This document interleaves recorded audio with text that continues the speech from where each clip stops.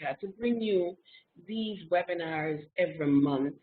And since January, we have been focusing on a number of topics that relate to how we at CARICAD serve you, our stakeholders and clients in our various member states across this Caribbean region. And today is no exception. And our topic is, as you see it there, as it was advertised, we're looking at results-based management and strategic planning. Now, many of you are regular participants in our webinars, and we are always delighted to have you with us. Some of you, it might be your very first time that you're here with us. And so we always ensure that we set some ground rules to help us to have the best possible virtual learning experience in this webinar. So we urge you to close all software applications on your device, apart from WebEx. We're inviting you also to mute your various phones. If you're in your office, you may not be able to mute your office phone, but you can at least turn the ringer down. So we invite you to do that. Do remind your colleagues that you are unavailable. We want this to be a lovely, intensive learning experience. We are going to go up until 11:15. That's a little different from our other webinars. We'll end today at 11:15 Eastern Caribbean time, just because of the nature of the content. If you do have internet cable available, I invite you to plug that in. That will allow for your audio to be smoother. Hopefully your internet connection will be stronger.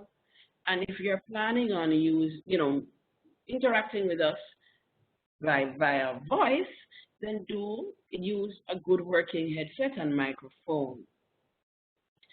Now, let me just, I see in the chat that there are a couple of persons who said they're not hearing, and that is really because their audio is not connected.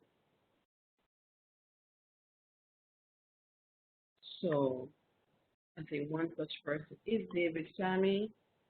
So let me just give me a second. Let me just type.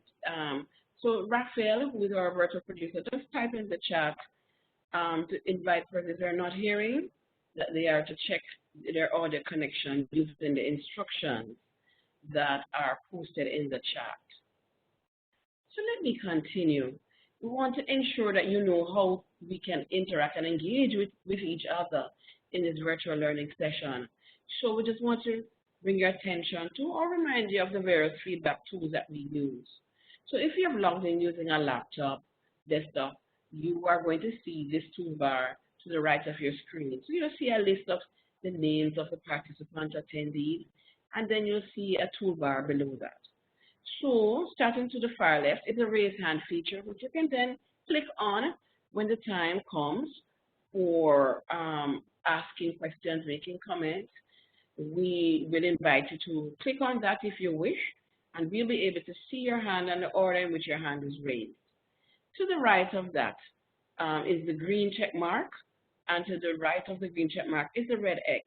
So if we ask you a question where we're asking for a yes or no response, you can click on those to indicate your response. And then, of course, we know many of you already, you have seen the chat feature. So the chat feature, I know a lot of persons prefer to use that, and we encourage you to use the chat feature. So you want to just look for send to all participants, type your message, and then click send, and then we will all see it. If by chance you wish to just send me a private message, then you can just use that downward arrow, and you will see my name and get sent to, and whoever you wish to send to. Good morning, David. I see your good morning in the chat, joining us from Grenada, the Cabinet Office there. Happy to have you, David. And one last tool I'm going to bring your attention to is our pointer tool. And so if you are using a desktop or a laptop, you will see a toolbar above the slide deck. And if you start to the far left, you'll see a right-facing arrow You click on it with your cursor, and then your cursor becomes the right facing arrow, which you can then drag and drop wherever you wish. So we want to give you an opportunity to use that, and we want you to use your pointer tool to point to where you are joining us from today. I am joining you from Jamaica, even though our head office is in Barbados. I see a number of people are joining from Montserrat, from St. Lucia, lots of folks from BVI, from Barbados, Grenada, Guyana. Hi, Stacy. Stacy from the Caricom Secretariat. Awesome. Paula. Hi, Paula. Seeing you there from Trinidad. And of course, if you can't access the pointer tool, please feel free to just type in the chat where you're joining from. So I see Beverly used the chat and she's joining from Tortola, BVI. Venetia is joining from Jamaica. Lorna also is joining from Jamaica. Jita from Antigua. Ay. And so David is letting us know he is not alone. He has company. 3 participants from the Cabinet Office Policy Unit. Welcome, guys. Simone Huggins says Trinidad is in the house. Yes, indeed. Oh, yes. Rosalind from BVI. Jackie from Trinidad. I believe this is my Jackie from the House of Parliament in Trinidad. Welcome. No, Mr. Warren, I do not know how to pronounce your first name, so I call you Mr. Warren from Trinidad. Welcome. Debbie, a regular from Antigua. Tamika from BVI. Yes. Isaac, hi. One of our esteemed alumni from Grenada. I love it. Earl from Jamaica. Karen from Trinidad. Urban from St. Lucia. Awesome. Really just happy to see all of you here. It is truly a regional affair. All 139 of you on this webinar. We are really delighted. Now, we know that you are definitely interested in this topic because so many of you, well over 300 persons registered for this webinar. And so we want to just get a feel from you. Hi, Tremel from Guyana. Yes. I see people sending us love. Vicky from BVI. Nicole Jean-Jacques, our alumni from St. Lucia. Fantastic. I just love having you all here. So this is the question that we want to hear from you, hear you answer for us. What do you consider to be the biggest challenges that we have in implementing strategic planning? Welcome Ezra from Antigua, Aaron from Trinidad, Sandita from Montserrat, Almarine from Jamaica, Tremel from Guyana. So we want to hear from you. You know that we know Romilly. Oh, yes. Hi, Romilly. Princess from Jamaica Customs Agency in Jamaica. Yes. Daniel. Hi, Daniel. Mr. ICT man from Antigua. So we're curious to hear, what are some of the biggest challenges you have found with implementing strategic planning? I'm invited to type in the chat. You can raise your hand as well.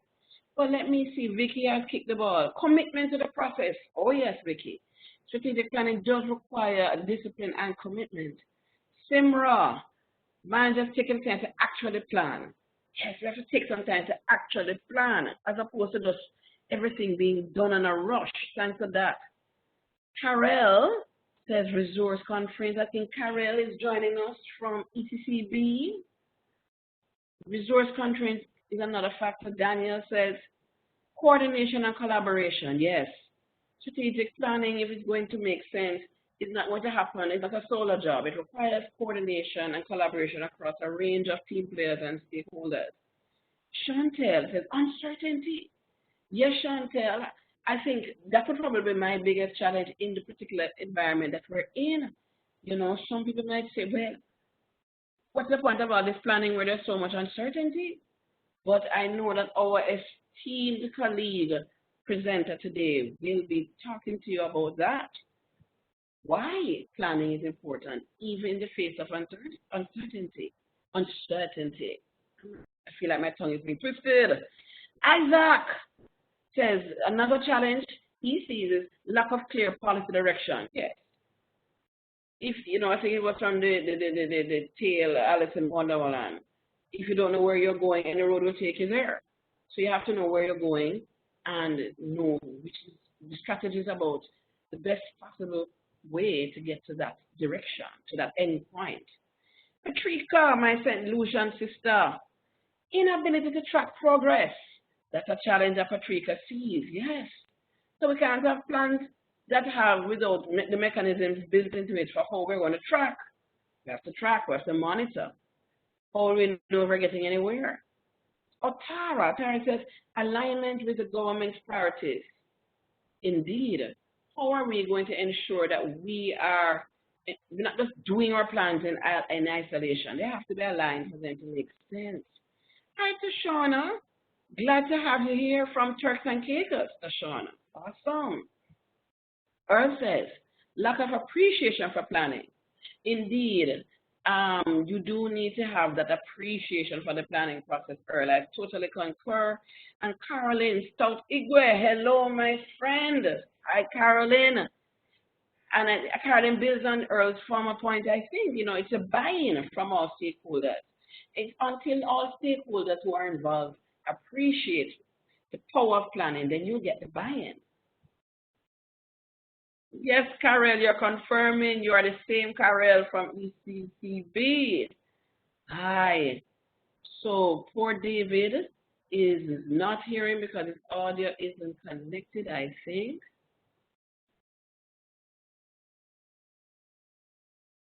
I see David on the call here. I'm just seeing his messages. All right.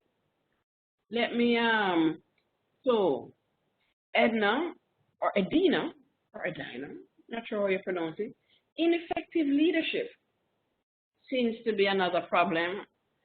Michael Myers says lack of commitment. It's always seen as a problem that stands in the way of work. We need to get on with the work. What we're spending time standing for. David says lack of collaboration and consultation. Sean says another challenge is the monitoring and evaluation aspect. Urban says too much crisis management. Simmer says lack of accountability. Medina says resistance to change.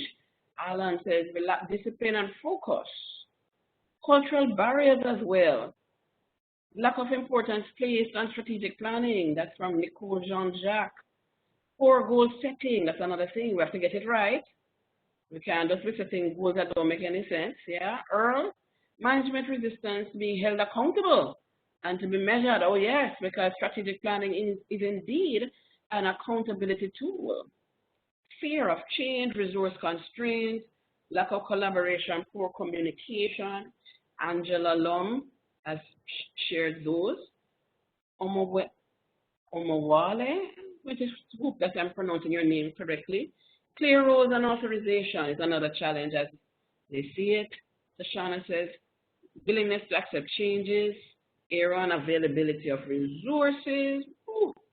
And the list goes on, reluctance to change with the times, Stacey and Barnes. Almarine says, progress tracking, following through with the plan. That is it. Plan to go to 513, but are we actually using the plan, following through? So important, so important. Damian points to inadequacy of research into the organization. Tamika says, unable to see the way for growth for the organization. And Vanita says, lack of support for the implementation. And trust me, the list can go on and on. And it is our hope that hopefully our presentation today and the follow-up materials that we will send, because we will be sending you our strategic planning guide after this workshop, that you will get some answers to some of to these challenges that you're faced with. So it's the top of the hour, and we welcome you once again. to this, our fourth webinar for 2021, and today we're looking at strategic planning and results-based management. Indeed, this is part of CARICAD's effort not only to support capacity building in general, but to support the CARICOM agenda. And very much top of the agenda for CARICOM member states is the rollout, implementation of results-based management across all CARICOM member states. And so we always like to remind you about the work that we do at CARICAD, which is guided by the Caribbean Public Service Charter. And this is our charter house built on the foundation of a citizen-oriented public service and our 6 pillars of governance, standards, capacity, legislation, openness, and accountability. And definitely, our topic today certainly fits very squarely into the accountability pillar, but really cuts across all 6 pillars. And the aim ultimately is to have public services that are responsive, results-oriented, resilient, and sustainable. If you want to learn more about our charter, this slide kind of breaks down what falls under each of the 6 pillars, and you can get more information about our charter at our website, caricad.net. It is my distinct pleasure to introduce my colleague, Mr. Franklin Michael. Frankie, as he is affectionately called, is a program specialist here at CARICAD. He is a native of Antigua and Barbuda, but he's a Caribbean man in his heart and in his soul. You can go to our website to learn more about Frankie. His profile is there. But suffice it to say, he is an expert in this area of strategic planning. And so without further ado, I am going to hand the reins over to Frankie. Now, he will present for about 30, 40 minutes, and then after that, we are going to allow time for questions and discussion. So, Frankie, the ball is in your court. Over to you. Thank you very much, Lord. Good morning, everyone. Good morning, and we're hearing you loud and clear. Unless I'm mistaken. Thank you very much. Before we go any further, I don't think I saw any of our colleagues from St. Vincent and the Grenadines signing in. So I'd just like to invite us for a brief moment to do a little personal reflection on the situation that is developing in St. Vincent and the Grenadines, and to turn our hearts to our colleagues there for a moment. Those of you who wish to offer silent prayer, do so, and we will come back together in a moment after that period of brief reflection. So just for perhaps half a minute or so, let us do that. Thank you.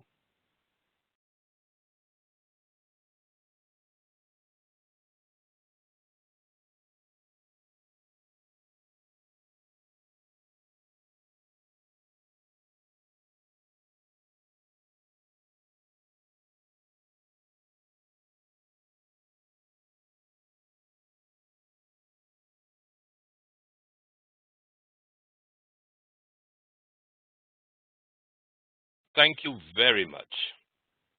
Now, I draw your attention to the word on our slide which says introduction, because today is really an introductory chat together. In the time available to us, we cannot get into the act and art of facilitation of strategic planning or results-based management planning. You will see what we're hoping to do today, and I invite you always to reflect on that word introduction. Lloyd made reference to Alice in Wonderland before, but there's a similar quotation from Yogi Berra, who was involved in baseball in the United States. He became rather famous after his baseball days for things he said which, you know, on the face of it might not make sense, but when you reflect, there's often a deeper meaning. For example, one of the things Yogi Berra said, when you come to a fork in the road, take it. Now that might not make sense, but if you think about it, he's basically saying there are going to be times in life when options appear. You're going to have to take an option. Now, when we look here, we see that if we don't know where we're going according to Yogi Berra, we're going to end up someplace else. Part of what we are hoping to do today is to stimulate your thinking, but more than your thinking, your commitment to strategic planning, to results-based management, such that our approach will evolve over time as we move towards results-based management in the region. And you will not only converts, but you'll be experts and advocates. Yeah, we can make you experts, as we've said before, but over time you will become experts. So let's just look at what we are trying to accomplish today. And there's that word again, introduce.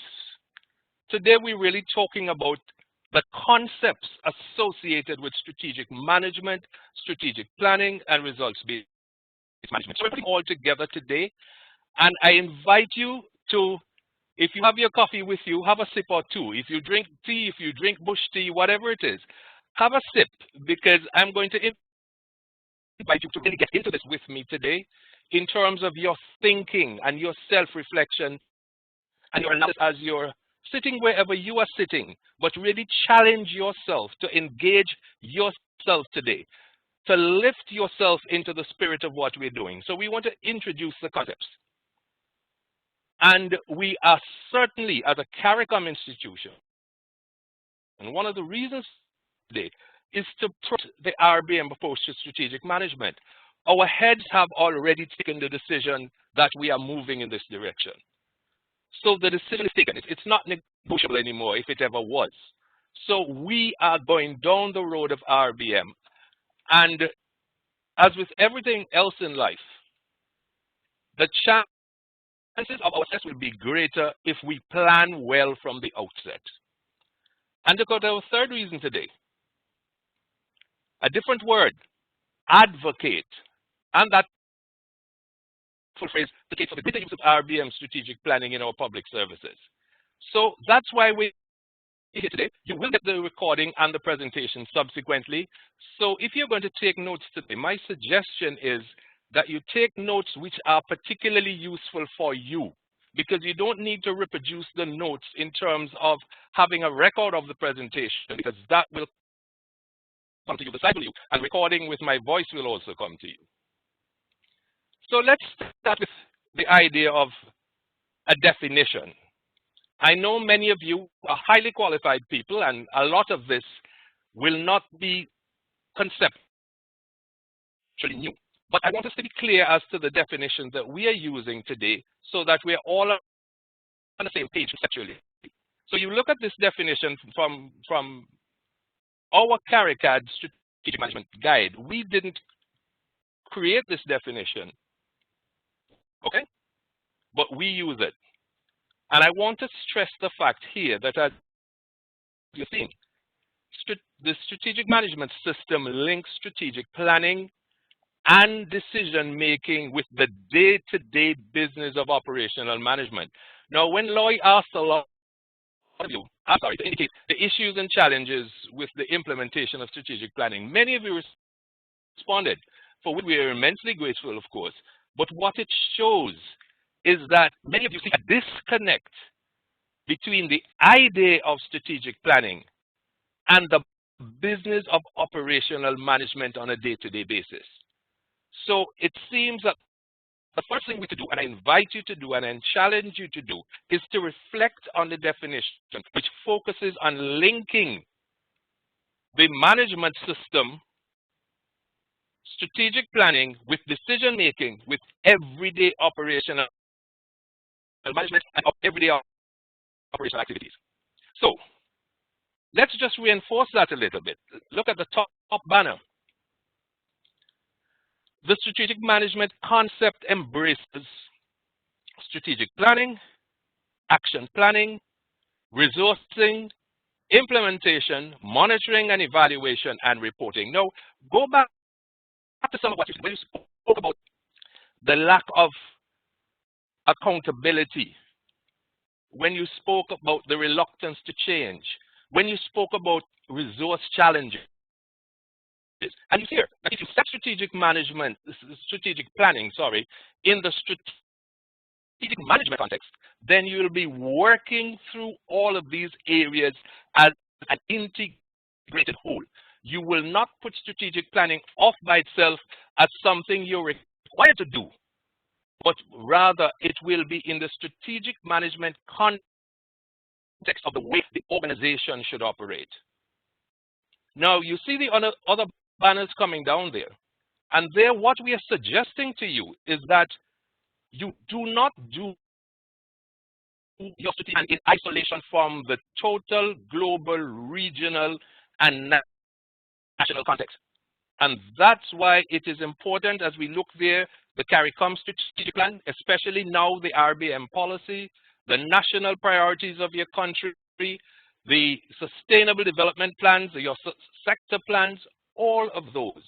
And we are adding, of course, because of the nature of our work, our models for transformation, our charter, our 21st century government model, and our model for strategic delivery, which we will just briefly look at the end. So if you have questions as we're working through this, I invite you to make a note of your questions, because the way we have to run this is that I go through the presentation and then have the period of discussion. So unlike a situation which I would have loved to be in the same room with all of you today, all 160 plus of you, yes, I've had that experience and I thoroughly enjoyed it. It would have been good that I could have gone from table to table as you had a question. We can't do it that way today. So make a note of your question or your point for clarification. It will come to it during this discussion. Now, I invite your attention to look at this strategic management model. Again, we didn't create it, but let's start at the pre-planning phase. If you start at the pre-planning phase, you see that there are right around the model there, we see a series of phases: pre-planning, strategic planning, deployment, implementation, measurement, and evaluation. And you see this is a model that we've borrowed from some training materials that the United States military put out several years ago. But I wanted to use this to show you that this is the model, or one of them, that we use to illustrate the fact that strategic planning is not a standalone activity. So you take anything, one thing away from this morning: strategic planning is not a standalone activity. It occurs, the entire strategic management activity is all integrated, and although it occurs in phases, all the phases are connected and they overlap. But for convenience, when you're thinking of a model, it can be laid out like this, where you see you have your pre-planning activities, your organizational assessment. Someone mentioned earlier on at the start about not knowing enough about the organization. If you plan effectively for an organization, you really have to know what the organization is. And we'll come to that again subsequently. But look at what you see there for strategic planning. On the left-hand side, you see mission, vision, guiding principles, strategic foundations. And then a famous phrase, gap analysis.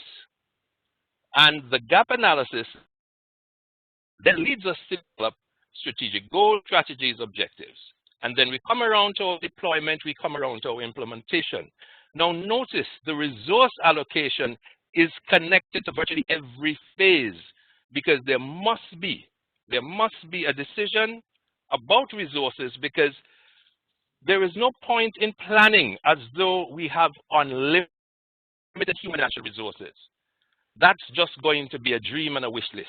That's not planning, that's dreaming.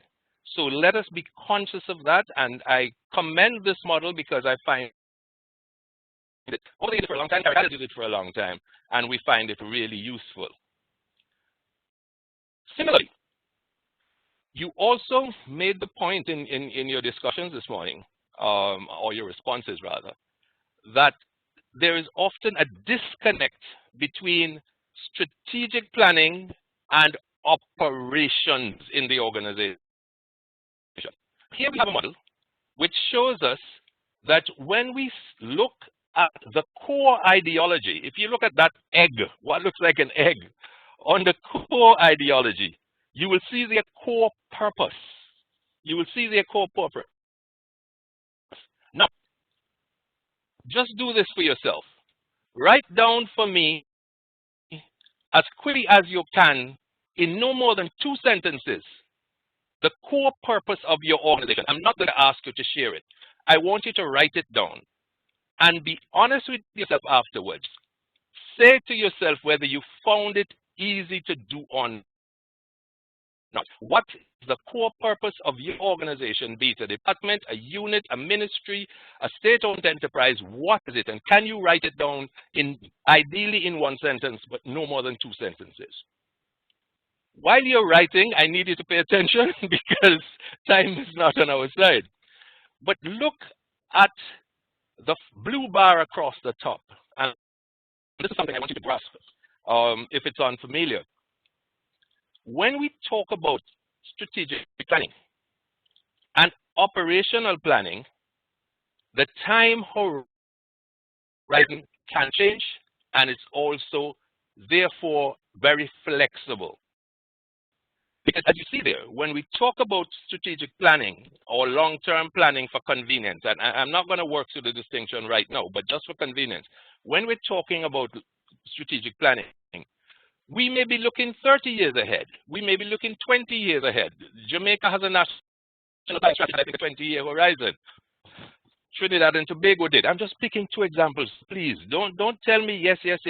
My country has one as well. Yes, I know there are more than 2 in the region, but they're not many more than 2. We can discuss that another time. But look at us moving a time horizon of 30 years to 1 year.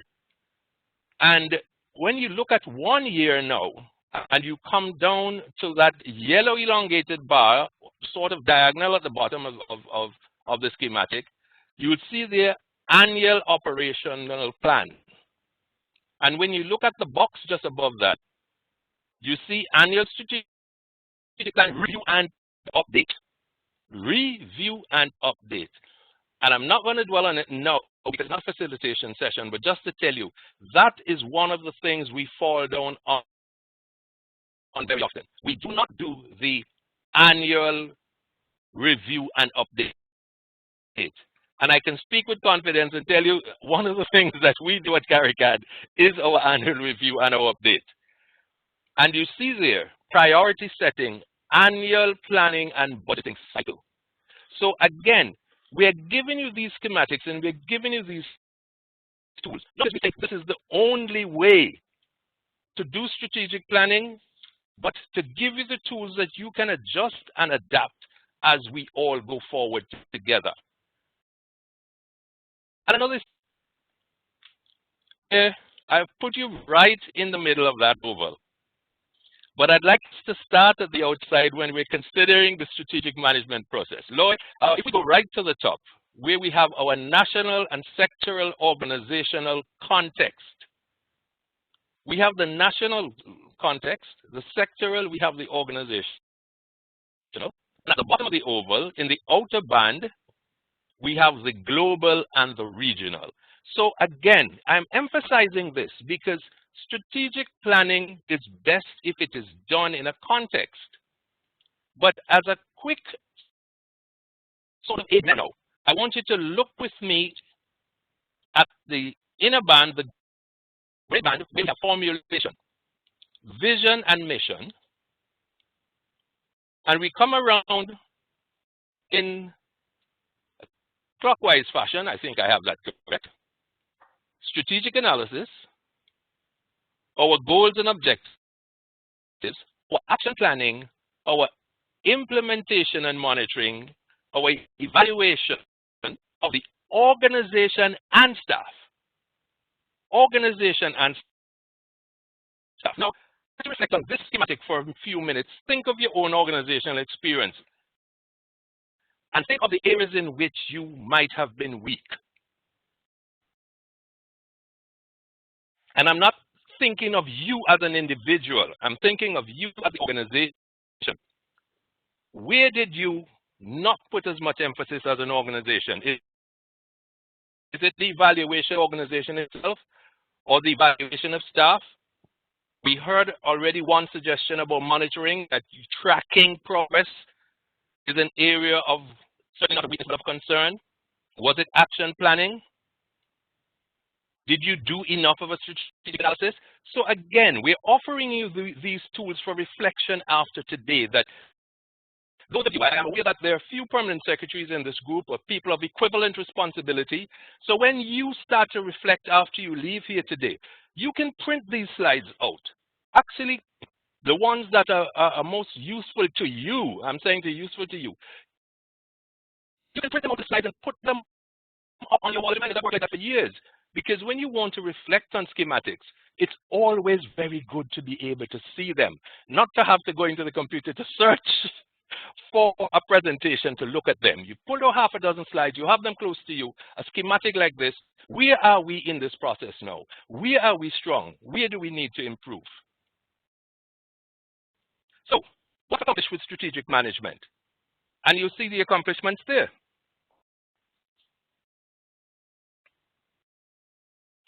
And look at that. Challenge yourself to ask, have we been following a strategic management approach, or have we only been doing strategic planning in isolation? Have we connected the dots, to use that phrase? Are we learning lessons? Did we complete the plan? Did we ensure that all staff were briefed? Not every member of staff could be involved in the planning process. That's understood. But in terms of a plan that affects how people work, they should all understand it and ideally have copies, and ideally physical copies. I've stressed this over the years. I've been involved in strategic planning before I came to CARICAD, but since CARICAD, it's been one of the areas that I have concentrated on. There are several areas, but that's another discussion. The point is, strategic management requires us to do more than strategic planning.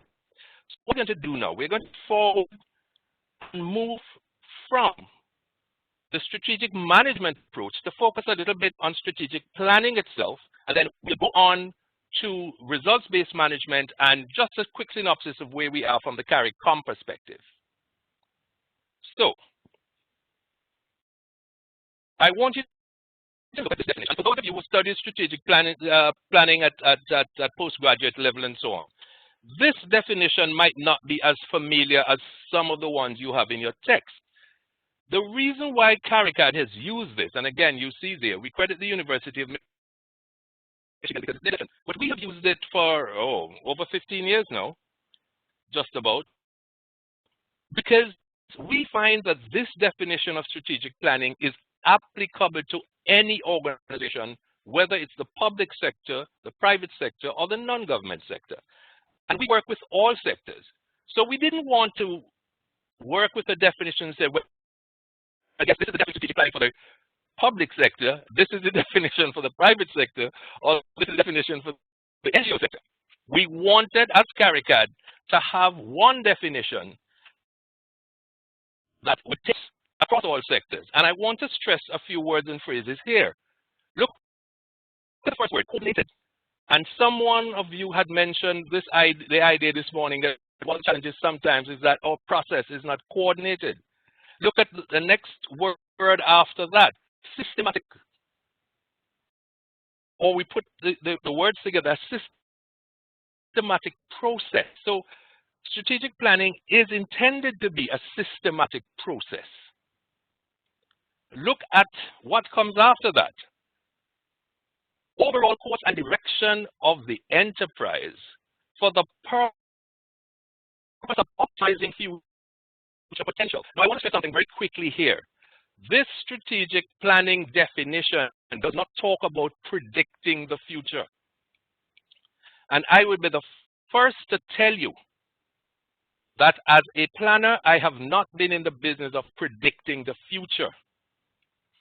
We are not encouraging you to consider planning as predicting the future. We are encouraging you to consider planning as preparing purposefully and systematically for the future. So it's not about focusing so much on forecasting what you think is going to happen. Last week, nobody thought we were going to be inundated with 3 inches of ash. Our contingency planning can raise us to levels where when these things happen, then we know how to respond, or we can get a sense now that it is possible that if there's a volcanic eruption in St. Vincent, probably this is going to be inundated. So just to use that as a way of illustrating the point. Now, this is our CARICAD model for strategic planning in summary. And again, don't have the time to go into detail today. But what I want to draw to your attention again is if you look at the panels on the left, the blue panels, strategic planning, okay, national corporate level, and immediately below that, operational planning, business department level. So you see straight away, we made the connection in this model, and I think we published it in 2007, that have these phases again. As you move in from the left, you see the phases again, and the areas that you were discussing and talking about, we treat them as part of the model.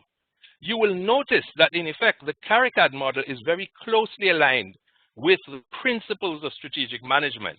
But I want to stress something here which is going to become important as we move and look at results management. And that is our model, our CARICAD model, like many, many organizations traditionally, is based on what we call the goal-based approach. The goals-based approach. Now, the reason for that is historically, most of our countries are run by political parties that come to office on the basis of intentions. In other words, for the most part, we elect our parties on the basis of what they say that they are going to do when elected. Historically, we have not assessed our parties and our government, so to speak, on the basis of the results achieved. Now, you could argue that when an election comes around, you might look back at results, but that is a discussion I absolutely have with you at some other point, because I suspect in the final analysis, at least in this part of the world, we still judge by intentions. But the point is, the heads themselves, or elected political leaders themselves have said, let us change this. Let us move from intention to result, and we'll work into this as we go forward. Now, this is a framework that we have developed at CARICAD. We modify it slightly depending on which organizations that we're working with. But I want to draw your attention to the strategic plan again here is not a standalone activity, initiative, or document.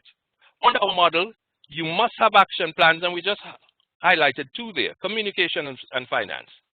You will see the red box, the key result areas, and you will move from the key result areas in red to the key result areas, just with examples given: customer service, organizational development, research and policy, outreach and strategic partnerships. Now, when you go from the key result areas, see there projects, program assignments, work plans, and reports. This is a slide that I commend to you to consider printing off and keeping close to you in your room for reflection. If we go back up now, we go back to the strategic plan, Laura, if you're with me, and we go the other way, you will see the box which says organization. So from the strategic plan, there should be a connection with how the organization is going to be developed. And if you're talking about how the organization is developed, we have to look at governance, we have to look at its administration. And see there in the blue boxes, break it down: governance procedures, human resources management and development systems and procedures, internal capacity development, note internal capacity development, outreach, engagement, services, and again, we're back to projects and programs, and the work plans and the reports. So again, we're presenting this holistic picture for you. It's something we know. You can get very excited about a strategic plan, but in the famous words of one of my colleagues at work, so what? Okay, so what? And and some of that out when you consider once again the model like this. So we're moving along briskly because, as we said, we don't have a very long period of time today. I know it's a lot of information that I'm asking you to reflect on, but again, have the assurance that you're going to have the recording and you're also going to have the presentation. So think about what comes out of the strategic planning process. And I'm emphasizing process here, not what comes out of the plan documents. We end up with a vision and mission for a foundation. This is one of the most important process of strategic planning. We take the critical issues that the organization is facing and we examine them. And when we follow the goal-based model, we set our goals and our objectives and our strategies and we prioritize them. You cannot do everything you would like to do at the same time. So you have to prioritize. We develop from our strategic planning a basis for changing our strategies. And for measuring our performance, we set some targets. The entire process is built around engagement, cooperation, coordination, strategic partnerships. So we have the engagement and the empowerment of our stakeholders, and we end up with a framework for an action plan and our individual work plans. So in other words, if all of this is done appropriately with competence and with commitment, our organizations will be well led and well managed, and our teamwork will be at very high levels. Now, just to highlight a few points with strategic planning and the public sector, for those of you who may public sector, the private sector, it's useful to reflect sometimes that when we're planning in the public sector, the context is particularly critical because in the public sector, we have precious little control over many of the important things that unfold around us. Again, no ministry in Barbados has control over the ratio of oil that's going to come down today. And yes, there is a bit more coming out today. It's a lot brighter here today, but there's much coming down today. Think of what is happening with the public sector in St. Vincent right now. Now, the public sector in St. Vincent has lead responsibility for managing approximately 80 shelters, 80 colleagues, 80. Now, reflect on what that means in an emergency or crisis situation, just to manage the shelters alone. And that's not the only part of it, of course. When we're in the public sector and with good strategic planning, we need to have an agenda for action. Not an agenda for talking, not an agenda for writing more documents. We have to be systematic, systems and subsystems must connect. And our as you see there stand tall. What is that we plan for ourselves as knowledgeable and as qualified and as capable as we are. We are not planning for ourselves, we are planning for our beneficiaries. And we have to SWOT it. Now, SWOT there is SWOT the CLT. So strengths, weaknesses, opportunities, and challenges. And increasingly nowadays, we talk about the VUCA world. We talk about the volatile, uncertain, the complex, and the ambiguous. And I haven't emphasized it because I don't want our discussion today to be so much about what may be seen as a fact right now, that it's VUCA, it's VUCA, it's VUCA, and we just say it's VUCA and we leave it there. We have to get beyond saying it's VUCA and deal with the reality of what it means to plan in the VUCA setting. So we have to think, we have to plan, and we have to do. And in the public, increasingly we have to show results. One of the big criticisms of us as public sector people is that we're busy, and we don't show results, which is part of the reason why there is such a trust for a results-based approach now. And when we set goals, we have to be conscious that we must adapt to the changing circumstances and make sure we act on the opportunities that emerge. But we have to be flexible, we have to be adaptable, because life isn't fixed. The world isn't fixed. The planners get absolute certainty about everything. There clearly isn't. So many of you might have done your training or some of your training in project management, traditional project management. And I just wanted to make the point that there is a connection. There is a connection between your strategic planning concepts and approaches and your traditional project management approaches, if that's an area of strength for you. For example, now you won't see it here, but I'm just going to mention, when we look at project initiation, that's like from the strategic management, strategic context of pre-planning, planning. When we look at requirements definition, that's our action planning. When we look at project execution, that's our implementation and management. When we look at performance monitoring, that's our monitoring.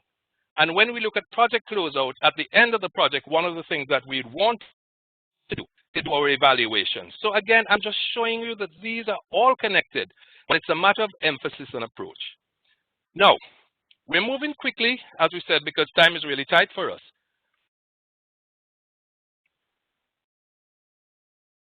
This is a definition of results-based management taken deliberately from the Caricom criteria because we are following the lead on the introduction of results-based management in the public sector in the region. And you see it there. Now, when you look at it, it doesn't seem markedly different, from project management, from strategic management. But look at the end, accountability of achievement of results. And that is focus as we go forward, accountability for achieving results. Now, so what I'm going to do on this slide is to show you, which you don't always see, how strategic planning and Rbm line up. Now you see that on the left slide, strategic planning there, we say it focuses on the inputs, the efforts, and the intentions. Rbm focuses on results and accomplishments. Now again, this is another slide, not necessarily that you have to stick on up in your room, but when you go back and reflect on the presentation, this is one you might find useful as we move to transition fully to a results-based approach in the region. Over on the right side, the right panel, strategic management, strategic planning, results-based management, and I want you to keep this phrase in mind, complementary and mutually supportive. In other words, do not think that a transition to results-based management is going to cause us to be doing anything that is not inherently supportive and complementary of strategic management, strategic planning. Not going to require that.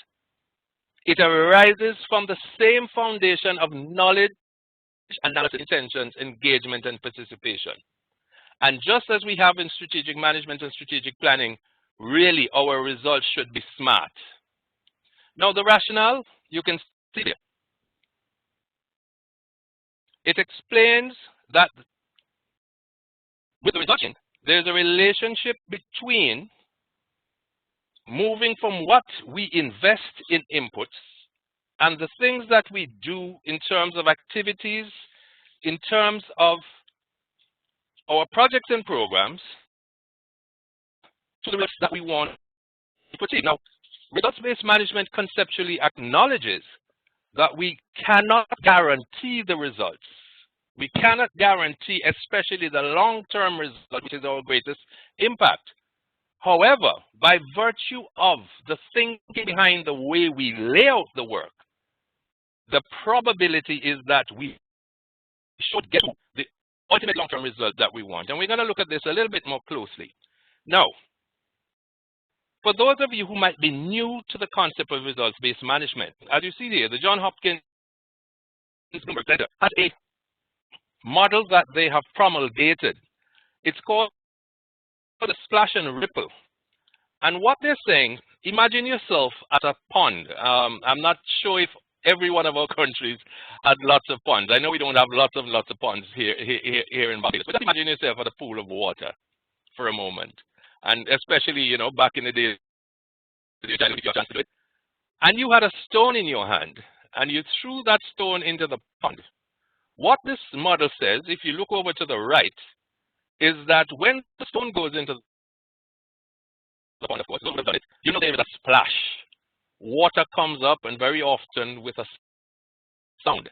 So they tell us that using this model, you can think of the splash as your operational output. Now, once you have the splash, you start to get ripples. So if you look at the right and you go up in the very dark box there, the black box, or close black anyway, the in ripples, those are your outs. You can think of them as your immediate results. And as you go up further on the right, the ripples move further away from where the stone fell, and you can think of those as your mid ripples as your intermediate results. And your outer ripples, the furthest away, you can think of that as your impact or your utmost, the utmost ripple, your very long-term result. So I commend this model to you for reflection in future. And as I said, because we're moving swiftly along, we don't have the time to go through each aspect of it. Recommend it because as people who are new to results-based management, it is a very useful way to help to reinforce the notion of input, output, outcome, and impact. Now, the strengths of Rbm, you might wonder, so why did our heads push so hard to look at Rbm as something that we should move to? And it is because of some of these strengths which have been identified. You see the focus shifts from intentions through inputs to achieving results. Rbm uses the same M&E type tools that for other contexts on other modes. And you see there, we also follow a well-developed methodology which is institutionally and globally applicable. So the benefits that we can derive, and again, a lot of this was very well articulated in the case that was made to Caricom heads. Hopefully, we get more use of resources. We have the accountability, particularly for the results that we desire, and we're looking more realistically at the results we can based on the requisite analyses. We very clearly have to identify our beneficiaries, and the monitoring should become more effective. We look more closely at risk than we sometimes do in traditional strategic planning, and the reporting should be far more concise. In some cases, if you have a matrix reporting format, you can get as much information as some traditional 15, 20-page narrative reports. So, just to remind you, and again, this is not that we can make today into a facilitation session like a full lecture about the methodology, but just to expose you to the concepts that when you hear them later, you say, ah, yes, but we did CARICAD. And I can go back and look at the presentation and I'll connect it with what I'm learning today. So you see what it is there. We have different levels of results. So you will see, for example, that if we look at our impact is why we're doing this for our society as a whole. So when we think of the impact of an initiative, when we're looking at the impact, why are we doing this for society? When we look at our outcomes, what do we want our beneficiaries to derive? So these are the ways in which, as you work through this process, you can think through it. Our outs, what do we want for our intermediate groups? Our activities, how do we and our partners deliver on the outputs? And our inputs, what do we need to convert into activities? And generally speaking, when we're actually doing the planning, we work backwards from the impact. So that's just a note on facilitation so that later on, when you're exposed to the intensive sessions, you know, some of it will be familiar. So we look at the results chain again. Quickly here you see, we actually plan in reverse order, so we will start at the impact and we will work back to the inputs. But it's laid out, traditionally it's laid out from inputs to the impact. And again, these graphics are all going to be available to you in the presentation. I like this graphic very much as a teaching tool, and that's why I'm sharing it with you, again from Johns Hopkins. You will see how it shows, because when we move from the goal-based approach, one of the things sometimes it's hard to grasp is how does the goal-based approach and the RBM approach blend? A big way to blend is that you're looking for results. In RBM, you define the results according to outputs, according to outcomes, according to impact. In traditional or goal-based approaches to planning, you define your results essentially by way of your goals. You don't go down to the outputs and outcomes in the traditional approaches. But look at the content in the yellow ovals there. And that's why I like this graphic, because it shows the connection, the relationship between inputs and activities as resources, and the outputs, the outcomes, the impact as result. And it also shows the effects at different levels. That at the output level, we have operational change. That at the outcome level, we have behavioral change. And at the impact level, we have quality of life changes. So, the theory of change, as you see there, that's the core of how the RBM system works. It's a theory that explains how the activities are understood to produce a series of results that contribute to achieving the final intended impacts. Okay? So again, this is material for your reflect data, and this is a graphic which illustrates the hierarchy of change. So at the impact, as we said, very long-term changes. At the outcome, we see that the changes are not at as high a level as at the impact, and the output is at a lower level of change. So we have types of change as we talk about. When we talk about quality of life changes at impact level, talking about how are people affected for the long haul? What changes are we made? Because when we talk about RBM, we really want to talk about change. Change meaning improvement. Huh? We want to talk about how are people living better because of what we've done and what we're trying to do. How are the institutions themselves changing? How are product and services changing? Now, we're going to end by just quickly focusing on the Caricom approach. And there you see why it is that the Caricom Secretariat is leading the way on developing not just a strategic planning framework, but a whole methodology and process. And that just gives you a little bit of background. For the very first time, we had a Caricom strategic plan, 2015 to 2019. The plan is being updated right now. Of course, COVID affected a lot of things, so we're a little behind in sequencing, but that just gives you a sense of where we are now. That the RBM was institutionalized first at the Secretariat, and now the Caricom Secretariat is working with, I believe, two pilot, so to speak, regional institutions in 2 pilot countries. CDF, if memory serves me correct, is one of the institutions, and Dominica is one of the countries. So, as you see, the engagement began in 2016 with the Canadian firm Bastel as the consultants of note working with the Secretariat, and the bullets they just explain where we got to. A leadership group was established with representatives from the institutions and member states, and that group continues to do its work. And just to give you a sense that we at CARICAD, our strategic plan and our operational plan are aligned with the Caricom Secretariat. All institutions were encouraged to develop an RBM policy, which we have done at CARICAD, and we were included in the CRLG and its successor now. Okay?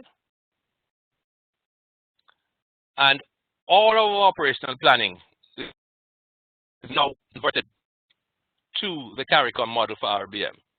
So, as we look to wrap up the presentation part of this to open it up for discussion, in making RBM work, some of the lessons, I've looked at the research on this, is that we need to have very clear objectives at all levels of the organization for what we're trying to do. And we need to have our appropriate indicators always.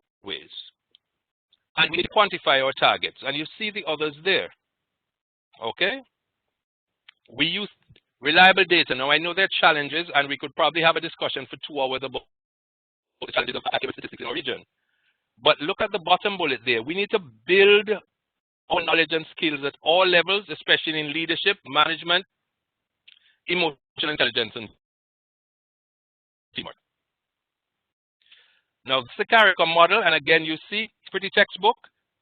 The ultimate outcome, intermediate outcome, the immediate outcome, and the output. And that's a value chain. There's no point. I'm just putting these, I've included these for completeness, so when you have them, you can take your time for reflection. And the action plan type of matrix, just to give you a sense of all of it. So that again, when you come across it again, you won't say that is new to me. So, a couple of points to remember.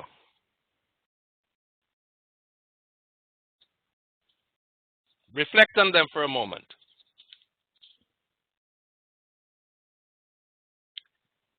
Especially that which says if we fail to plan, we plan to fail.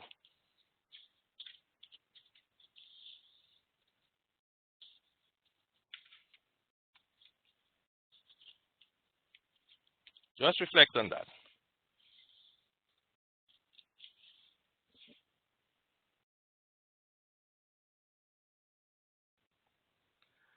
So, as we go forward now into result-based planning, and it's coming, it may be, you know, a year off for some of us, it may be 2 years off for some of us, 3 months off for some of us.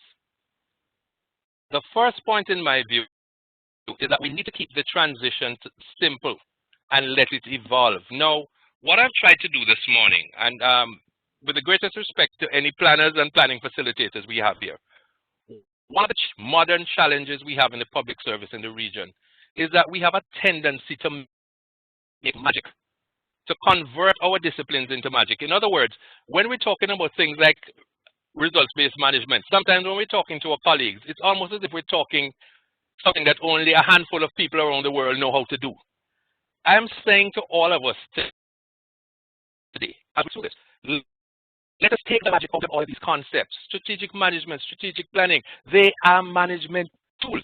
If we train ourselves appropriately, all of us can become competent. The more we train people, the better the chance that we will have success. It's like I have a similar approach to disaster management, something I've been involved in for a very long time too. The more people know about hazards and risks, the greater our chance of saving lives. So this idea that only a few of us know about disaster management, I've always thought is an approach that I've fought against, to say let people learn as much as they learn. You can't have just a handful of people knowing what is happening in St. Vincent today if you're going to change lives. Everybody needs to understand everything, how to respond. So you see, we have to be consistent with our CARICOM framework. We can't go off by saying, no, not CARICOM, we're doing our own thing. That will get us into trouble. The heads have taken the decision. And you see there, for those of you who are leaders, we need a top-level leadership, not just support, but leadership also. And we need to train some people who know how to do Rbm, who know how to do planning, but they also learn by doing, not just by the textbook. And those doers need to keep learning. And we need to Rbm across the board, right through to our monitoring and evaluation. We need to learn and build and collaborate among ourselves. And as we look to close, I'd just like to bring this to your attention, again, not to go through every aspect of it here, but to remind you that this is another tool that CARICAD has developed. Yes, it's a lot of information on one page.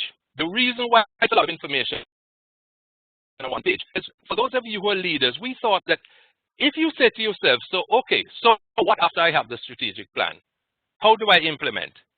And if you start at the top left, you will see there that from a CARICAD perspective for our member states, what we are saying is if you use our charter as the basis for the pillars of your strategic plan, when that is done, if you go to the right, you must have an Rbm action plan. Now, we did this schema several years ago, so even before the decision came to convert to RBM, we were promoting RBM at CARICAD.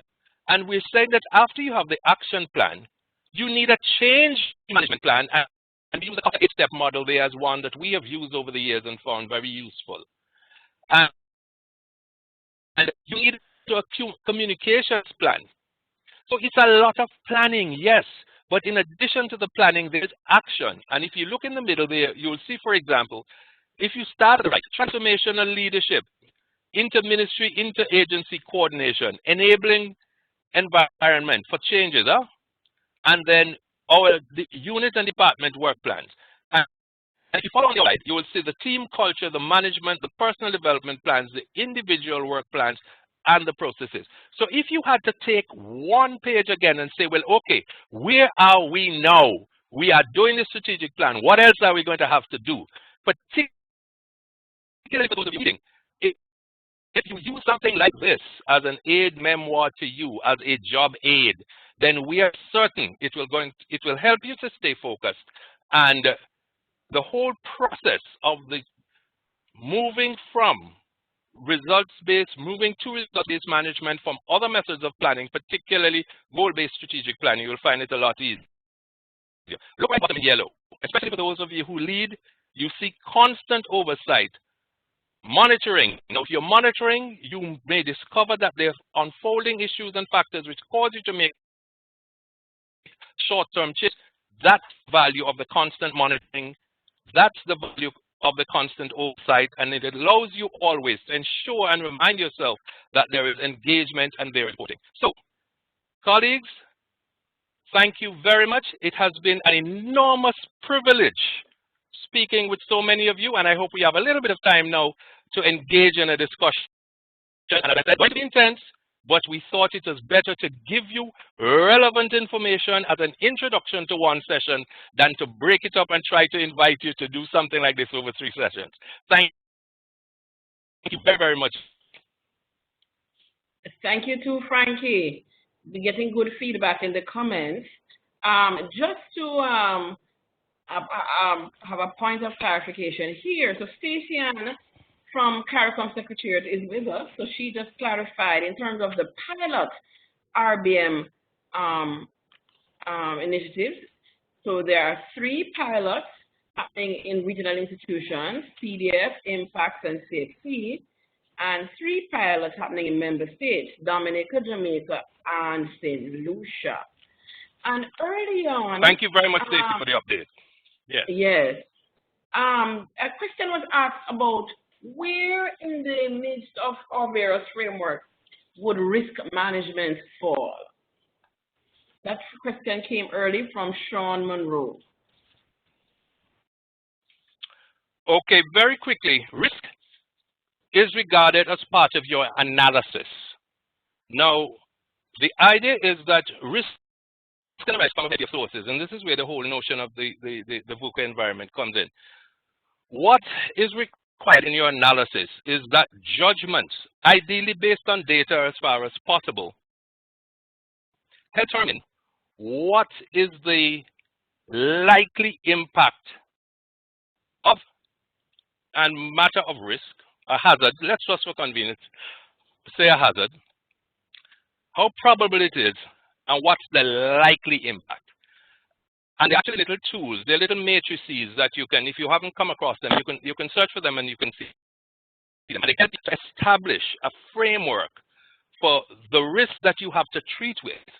Now, let me give an example.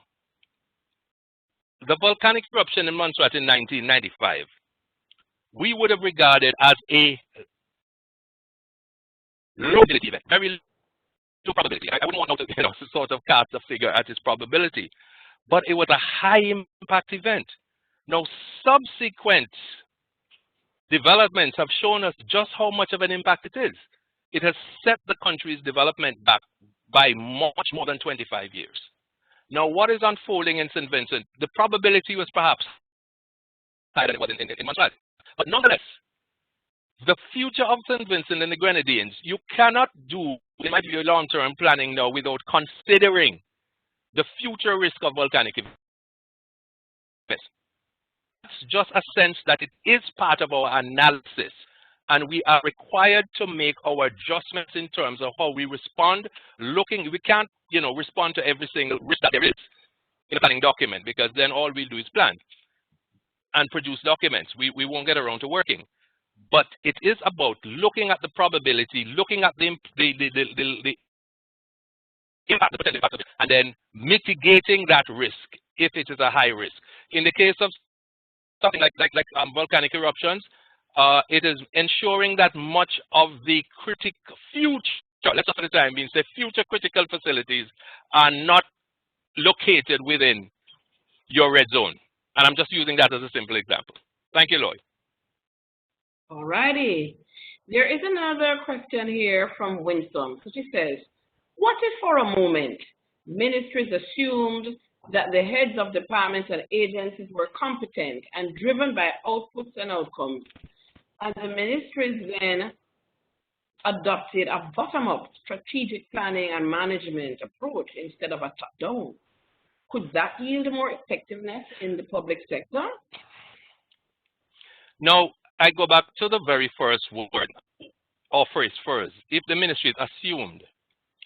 Now, these tools and techniques and practices require a certain familiarity.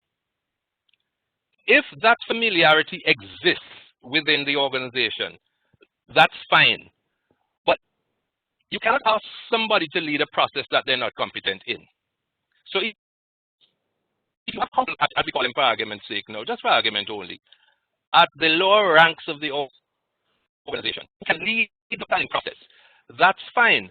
The challenge is that research has shown over and over again that if you do planning without top-level support, it doesn't say top management competence, it says top management support. That even if it's the junior people who are leading the process, what is important is that the top-level people support it demonstrably, ideally are a part of it, but more particularly, it's the interface between the competence of the people who lead the planning process and the sense of ownership of the entire organization.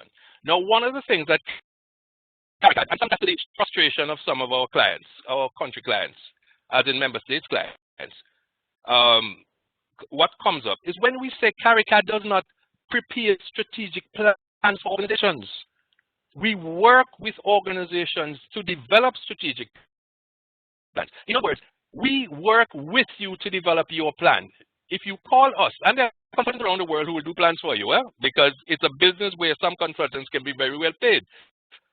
But the nature of CARICAD is such that we should be building capacity all the way along. In other words, that in another few years, there should be across this region dozens of people who are competent in results-based management if organizations like CARICAD are working with you to build your capacity.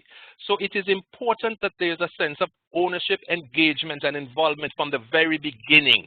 So it's really a mix of levels, but if there's greater expertise process at lower levels, provided there's a top management support, not just endorsement, and subsequent leadership for implementation, then you should do well. Oh, comprehensive answer there, Frankie. The next question comes from Daniel, and he says, how do strategic management, strategic planning, and Rbm approaches fit within the Caribbean context of a political cycle where pressures are born out of the need to deliver impact and outer outcomes in 3 to 5 years when they would typically take longer to manifest? And I know this comes up in various forms almost every time we talk about planning.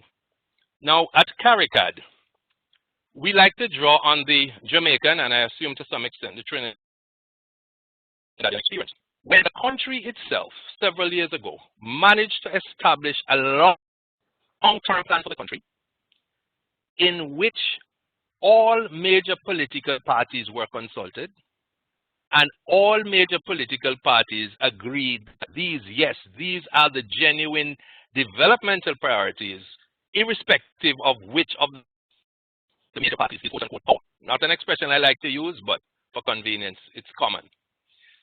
Now, increasingly, we are saying across the region that we are encouraging our political leaders to work towards a process of maturity where, for example, let me give you a country I've lived and a country where I'm from. The challenges with water supplies in Antigua and Barbuda, let us just accept realistically. The challenge of the water supplies in Antigua and Barbuda, for example, the solution is not in isolation because it's one particular grouping or another particular grouping that's in office.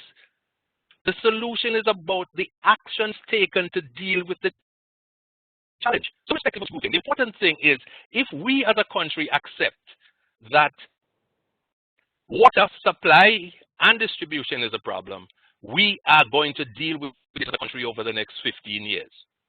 Similarly in Montserrat, where again I lived and worked for a long time, do you think it really matters right now that Montserrat does not have a jetty that is suitable for large seagoing craft in terms of which particular grouping is in political office?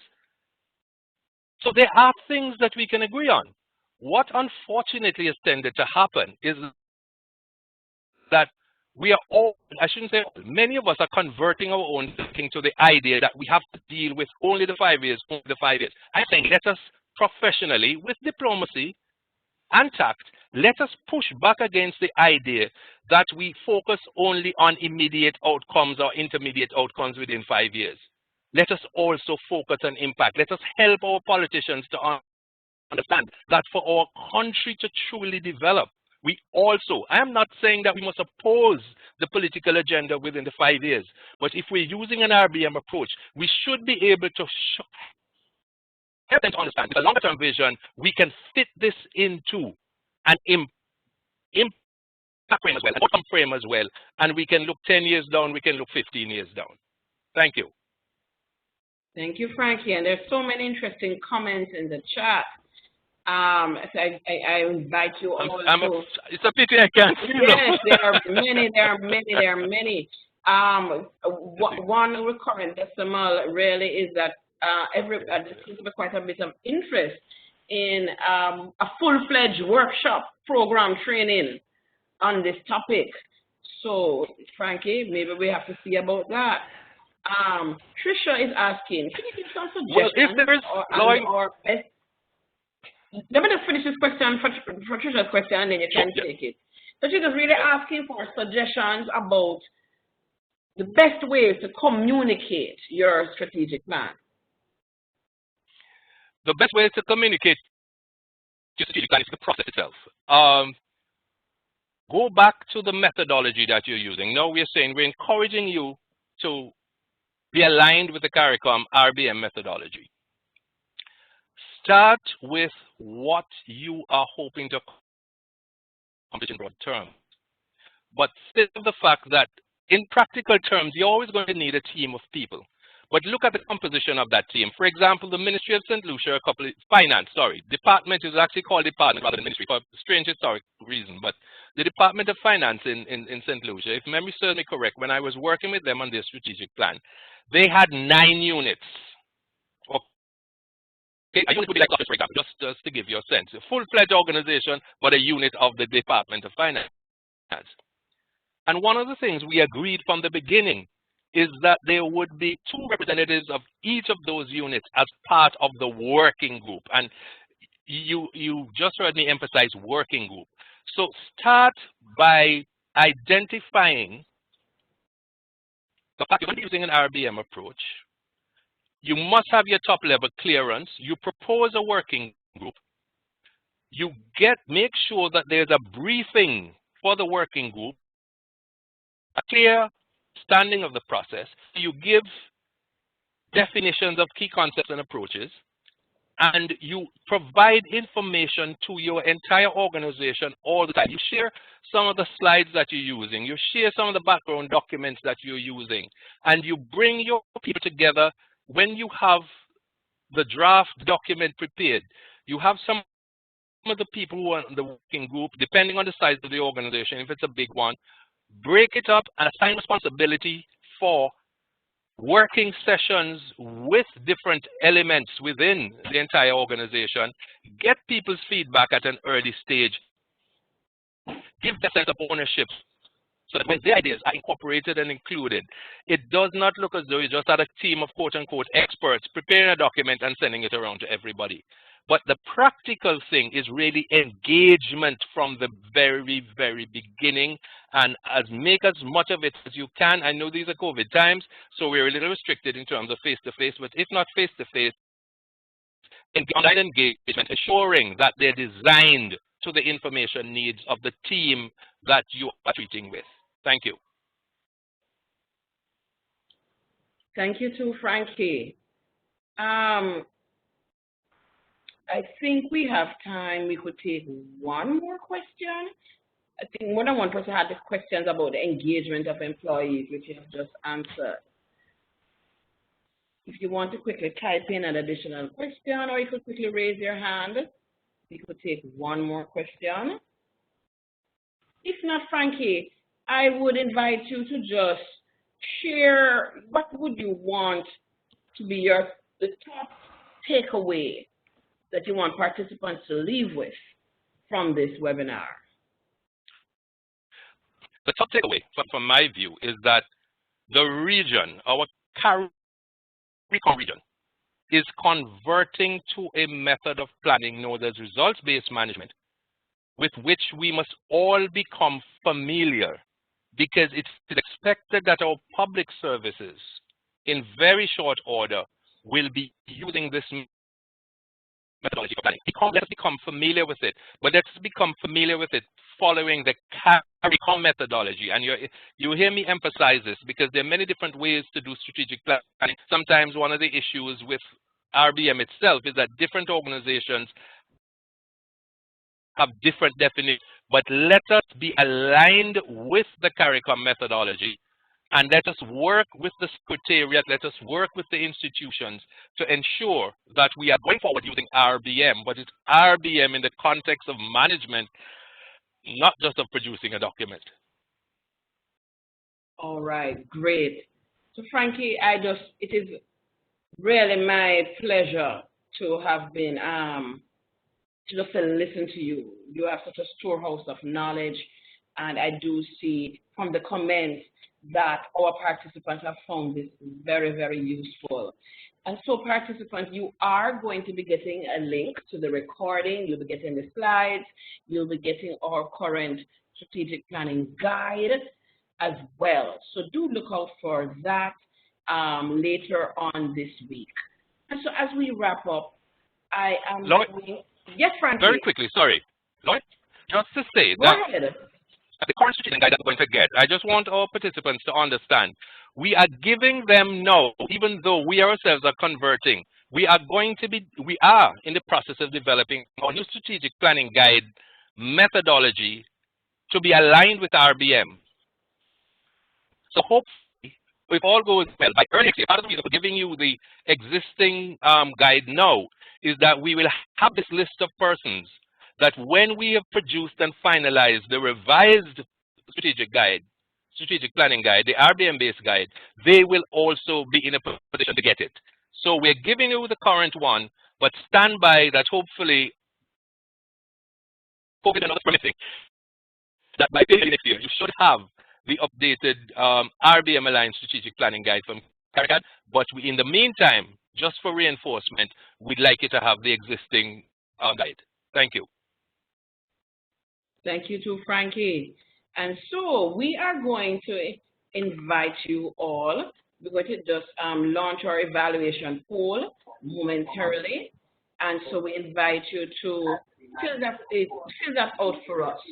And while we wait on the poll to be launched and for you to complete that, just want to share with you a few announcements about upcoming events. Of course, you can always check our website, our social media pages, Facebook, LinkedIn, Twitter, to find out about our upcoming events, to access things like our blogs and other resources. There is the evaluation poll that has popped up now.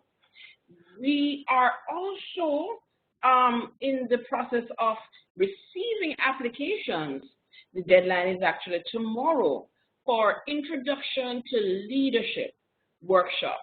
This will be a special set of webinars that's going to be delivered across 4 2-hour webinars starting next Tuesday and going for the next 4 Tuesdays between 10 a.m. and 12 noon Eastern Caribbean time.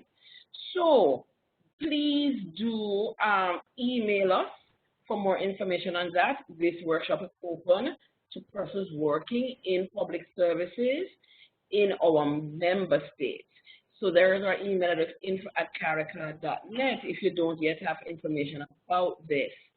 And our next webinar is going to be next month, May 18, and this webinar is going to be, everybody is invited, but particularly targeted at persons who are trainers, facilitators, and we recognize that trainers, facilitators have to be working in the virtual space. So we are very delighted to have one of our alumni, and who's also a trainer and a facilitator, Mr. Michael Watson, who is going to be leading that webinar on the topic Learning to Teach Online.